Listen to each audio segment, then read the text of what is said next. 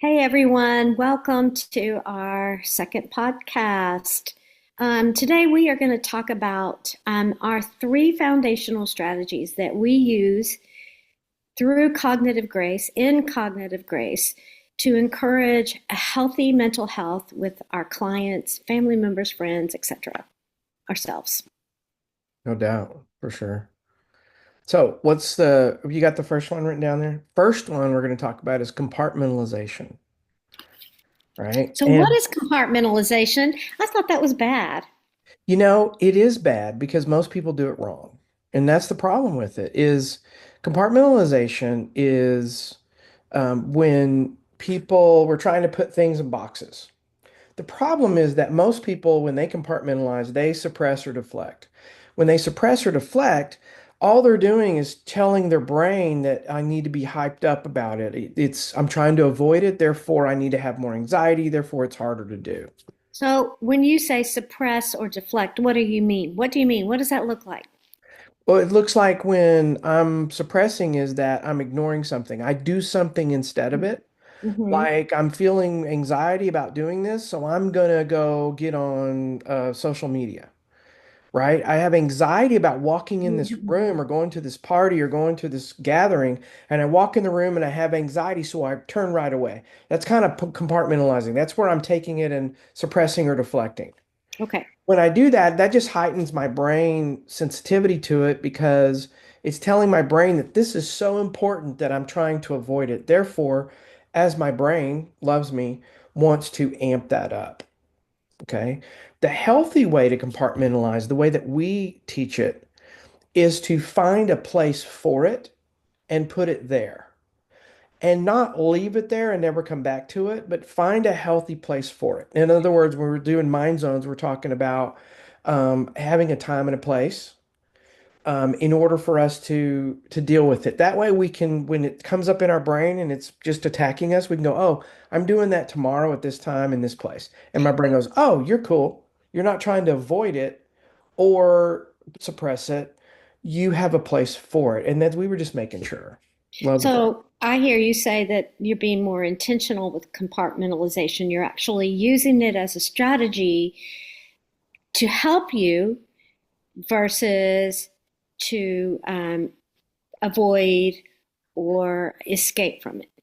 No, and I'm glad you used the word intentional because intentional is super important in all three of these strategies because I must have an intent when I do something. Because if I don't, then what I'm putting control into something else. I'm telling my brain, you need to be in charge of this. And my brain is going to do the best it can to do what it thinks I need. And that's based on its need to take care of me. That's based on wanting everything to be better. I mean, think about it when I need to when I have fight or flight, my heart rate goes up, my blood pressure goes up, all those things because I'm getting geared up to run or getting geared up to fight or flight. Right. So there's an automation to it. And if I let my brain automate the wrong things the wrong way, I give it the wrong signals, then it's going to be problematic for me. Okay. Right. So Well, go go ahead. ahead. No, tell me. So I was just thinking to tag on to that is that the wrong way is what we would say is a way that you I know for myself, I've done it the wrong way because it was a coping mechanism when I was younger, and it's a poor strategy to really use. If you're in an emergency, if you're in a struggle, and you don't have any other resources, it can work for you. But as you get older, a lot of times your coping mechanisms and strategies that you use when you're younger no longer work, and they actually work against you instead of for you. Agreed. And that's because when we're younger, before we get to we have a there's a black and white, right? There's not an instinctive aspect to be able to add to that, which we can expound upon, right? And not only that, when we're younger, we're egocentric. We're the center of the universe. Everything that happens is Mm-hmm. blamed on us. Right. And because our brain is an emotional brain, it uses emotion to drive everything. Mm-hmm. And that's a feeling. There's no logic to it. Right. There's a feeling. So when I bring that to adulthood, now I'm using my childlike defense mechanisms to protect me and help me as an adult. And that's not what they're for. They're for when I was a child. If I don't change those and restructure and rearrange those, then I'm going to feel childlike. Mm-hmm. That's why we feel childlike. And that's really complicated. And that's how I know. If I feel childlike, then this is what I'm doing. Yeah. And that's where if I do compartmentalization in a healthy way and start retraining my brain to do that right, Mhm. then I no longer feel like a child. I feel like an adult. I don't have those childlike feelings. So give me an example of how you would do that in real time, real life. To compartmentalize, Hmm. okay. And that's covered, that's what we do in mind zones. We show that there's a time and a place, just like an adult would do. A child is just trying to avoid. An adult needs to find a place for it. Just like we talked earlier about when I walk in a room, I go to a party, walk in a room, and I have anxiety. I want to stay in that as long as I can, and I don't want to turn and run because I'm just telling my brain this is great. Thank you for doing that, and I'm amping up that anxiety for the next time. The other thing that I do is because I'm bombarded all day with thoughts. If I have a place for those to go, then when I'm bombarded with those, I put them in those places and it has a place. If I just suppress or deflect and I say, oh, I can't think about that now, or, I'm trying to do other things, I'm trying to do things to cover it up, to release dopamine so that I don't feel that way, that's when my brain gets hyped up. But if I do compartmentalization in a healthy way, I'm going to have a place. And what really helps is a time to put that. So when it comes to me, I go, oh, I'm doing this tomorrow, or I'm doing this later. I'm doing it this time in this place. Because in mind zones, we have places. We're going to talk about that with Right. a doorway effect. And so if I can do that, then that helps me. And that puts me in a place where I can succeed. And I feel like I'm in control instead of feeling helpless like a child because I'm just suppressing or deflecting. Because adults don't suppress and deflect. Children suppress and deflect. Childlike reactions. Okay.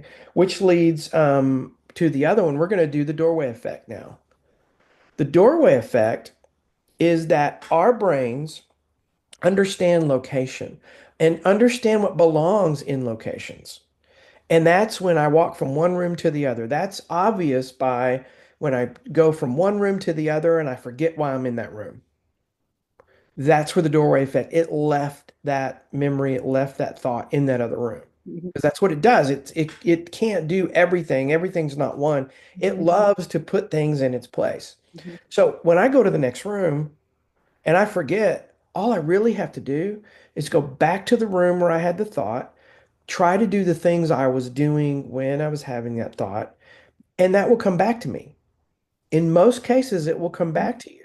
Unless I get frustrated and I get mad at myself and I start weaponizing it, then it may not because I've already killed that moment.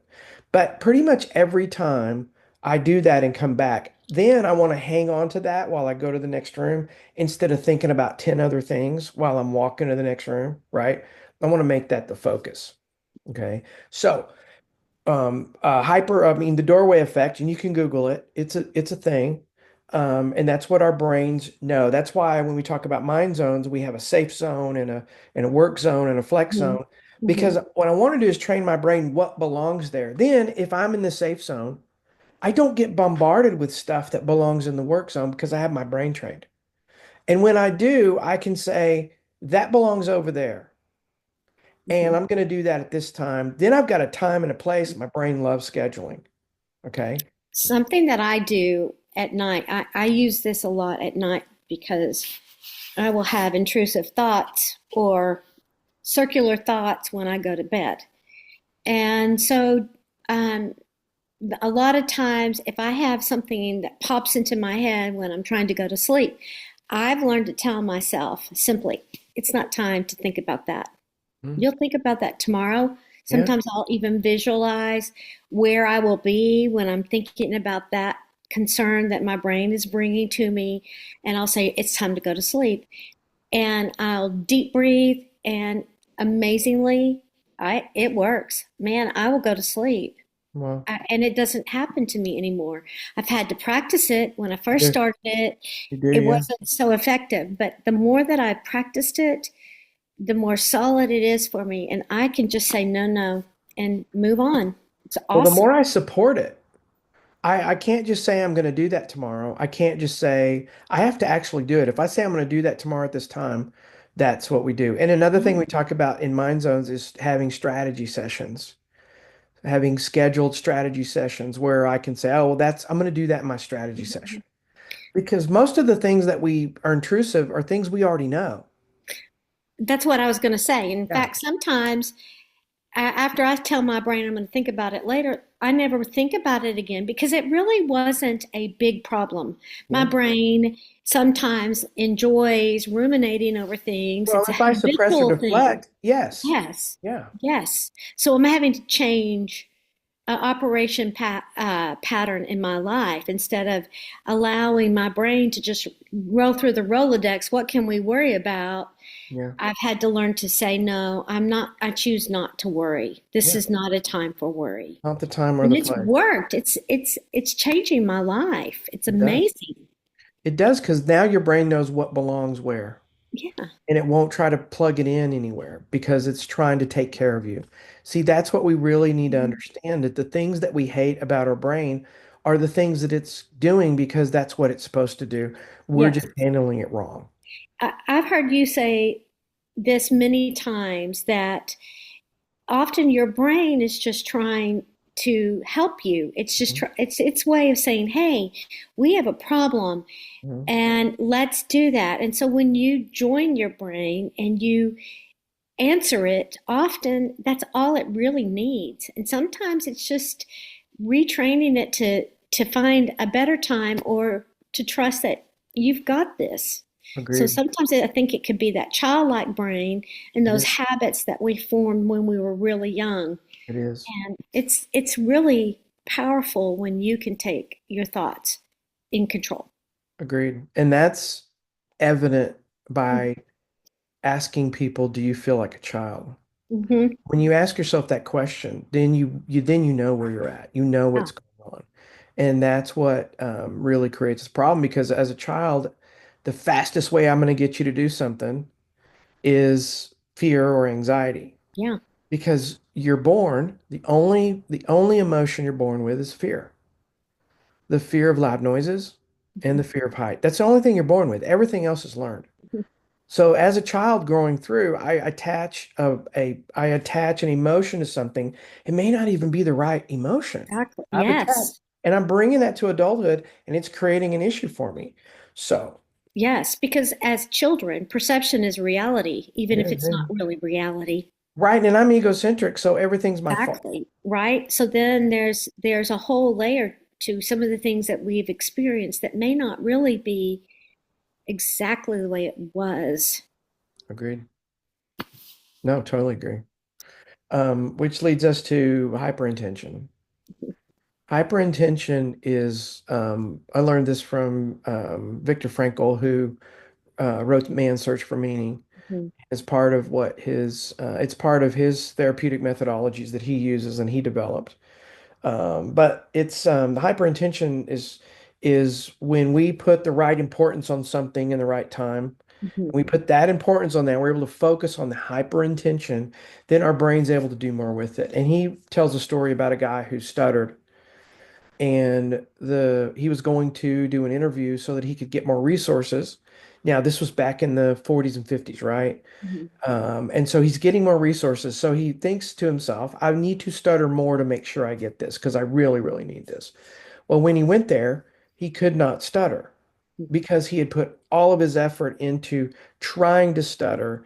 So the opposite happened to him. mhm, So that's what works when we engage hyperintention for us is that when we have a time and a place, when we get to that time and place, we're focused on that. We get more of it done, and it has less of an effect on us. In other words, the things that we're barraged with throughout the day, if we have a place to put them and then we get to that place, it's going to be less Hmm. of an inconvenience or pressure or problematic for us than it is when it's just pounding us all day. Because when we get there, we're focused on that. We'll get something done with it. We'll feel a sense of accomplishment. So I those know, are the things. Go ahead. yeah, I know a lot of people, including I have done this so many times myself, where I'll have something that is daunting hanging over my head, and I'm dreading making a phone call. It could be the simplest thing, and yet for some reason, it's really hard for me to get, it could be getting motivated to clean the kitchen, whatever it is. Mhm. And so, how can I use hyperintention for something like that? The thing about that is I have to remember for me that I'm going to embrace that compartmentalization because what I want to do is when I feel that way, I want to lean into it. Just like I said earlier, how that when I walk in a place and I have anxiety, I Mhm. don't want to turn and walk away because I'm just reinforcing the anxiety. Anytime I have anxiety or a feeling that I want to lean into it, and that's just part of regular brain health. That's just part of the hyper intention of me intentionally leaning into it so that I tell my brain this is not anxiety. This is Mhm. not what we want to do here. I am okay. I'm in control.